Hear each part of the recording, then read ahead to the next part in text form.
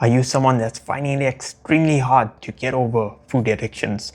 Finding it almost like these junk foods, processed foods have grown their tentacles deep within your skin, and you just find yourself unconsciously gravitating back to these foods, even when you've tried things like multi-day fasting to substituting these products or other really great strategies like eradicating these products from your home. But still, you find that unconsciously there is something deep within you that still makes you gravitate to the store, buy that product and bring it back in your home and consume these foods. Now, if this is what you're going through, then in today's video, I want to share with you a totally different perspective to look at a number of these food addictions and why we find ourselves still gravitating towards these foods, even though we put so much effort into trying to get over our addictions of these foods. Now, it is going to be a short video. It is going to be a rather unconventional video. However, it may provide much more food for thought, not just from the perspective of food addictions, but life as a whole. Because this is something that I was reflecting on, noticing that there were certain types of foods that I was constantly gravitating towards, despite knowing that they wouldn't be optimal for my health. And things like potato chips, corn chips, you may have a strong craving for these foods. And I know I was in that type of situation and I struggled to get over my addiction for these crunchy foods. And many of these foods are engineered to be addictive, to have us constantly gravitating towards these foods because they have that optimal mix of salt, sugar, and fat to achieve that level of addiction and that perpetual revenue for many of these companies. But let's get down to it. What is the strategy or different approach to looking at these addictions?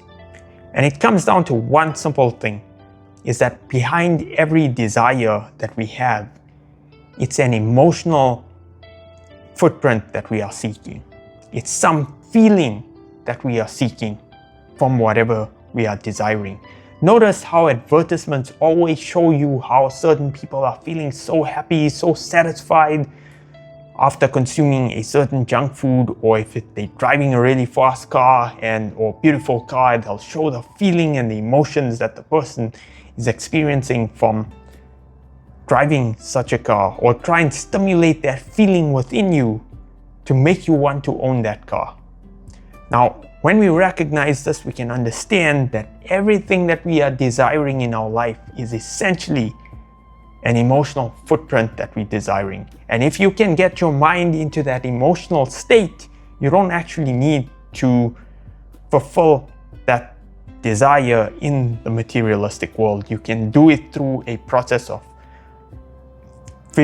visualization or meditation, where you take yourself within and try and recreate that scenario and stimulate those feelings from within yourself without having to externally manifest or use external stimuli to create those emotional footprints within you. So it's the same thing that happens when we are craving these junk foods. We're not craving it because we have a hunger. It's because of an emotional feeling. It's a feeling that is essentially what we are seeking from that food. A feeling of satiation, or feeling to try and stifle something deeper within us that is probably nagging at us because we are ignoring it. So it's more about doing that self-reflection exercise to really get to that deep down core of what exactly we are looking for. So if you're craving some potato chips or something crunchy, try and understand what is that feeling that you want to satiate from within you.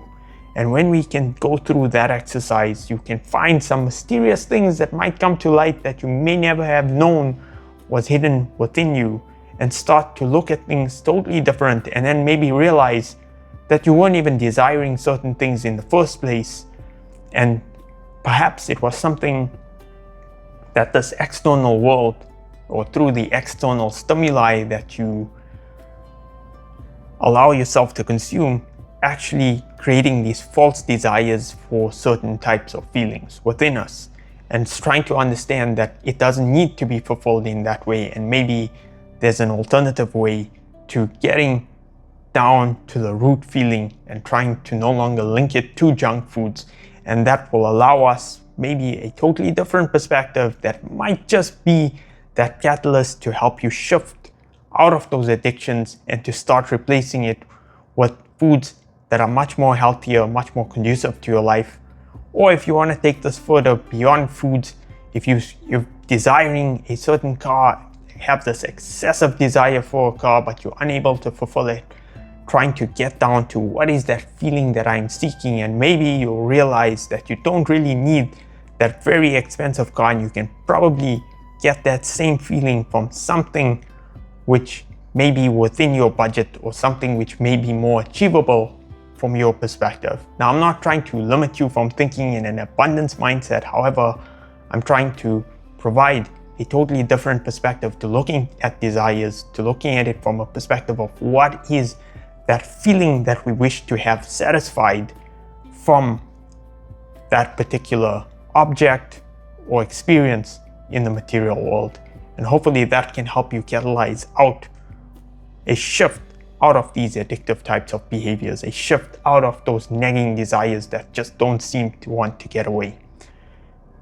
So hopefully this provided some food for thought. Now, if you want to go deeper, there is that book by Neville Goddard called Feeling is the Secret, and it's also a very strong way in which to manifest certain things within your life using the power of emotions, the power of feelings, to try and put yourself in that state where you already feel like you own whatever it is that you are seeking. So you already put yourself in there, that state of being like as if you already own that. And that can hopefully help to manifest it in the external world if that is your part. Now, I'm no expert when it comes to manifestations. However, I'm using it as a technique to help us shift out of consumption of certain types of junk foods, and using it as a means to take a different approach or perspective and try to get deeper down to the very roots